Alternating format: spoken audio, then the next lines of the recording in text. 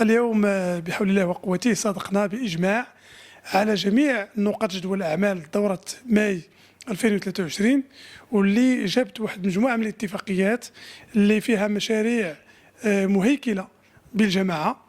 أهمها الطريق الرابطة بين إنسبيط وتلات، اللي إن شاء الله غادي نبداو الشطر الأول ابتداء من اليوم نبداو الإجراءات ديالنا. الاتفاقية اللي غتشارك فيها وزارة الفلاحة وكذلك وكالة تنمية الواحات وشجر الأركان ووزارة الداخلية، فهذا مشروع اللي هو كبير وغادي يهنينا من المعاناة ديال أزيد من 8 ديال الدواوير.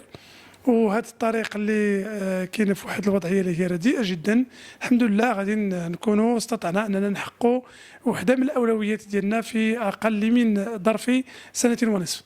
ثم الاتفاقيه المهمه اللي وقعناها اليوم، اللي دوزناها اليوم، هي اتفاقيه احداث المركز الصحي بجماعة طرميكت، مركز صحي حضري من الصنف الأول بحضور السيدة المديرة الإقليمية والمندوبة الإقليمية لوزارة الصحة بورزازات مشكورة.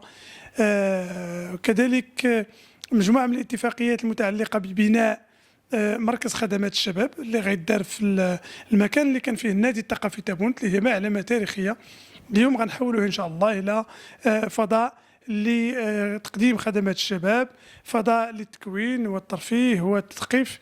بطبيعة الحال بالإضافة إلى اتفاقية شراكة مع مجموعة من الجمعيات، منها الجمعية ديال الزاويت اللي تسير أول ملعب معشوشب بجماعة طرميكت بالقطب الحضري العمران. الحمد لله راه اليوم خرج الحيز الوجود، فقط الاتفاقيه ديال التسيير ديالو.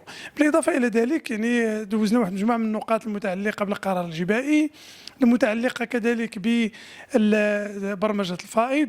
فكان واحد النقاش اللي هو جدي، كان نقاش اللي هو مثمر. جميع الاعضاء عبروا على النضج ديالهم وعلى المسؤوليه ديالهم من خلال مجموعه من المقترحات، من مجموعه من الاراء. بطبيعة الحال كان الإجماع على جميع النقاط والحمد لله، وكنتمناو من الله أنه يوفقنا جميعا، والساكنة ديال جماعة طرميكت غير تصبر معنا والتعاون معنا إن شاء الله راه يكون خير. بارك الله فيك.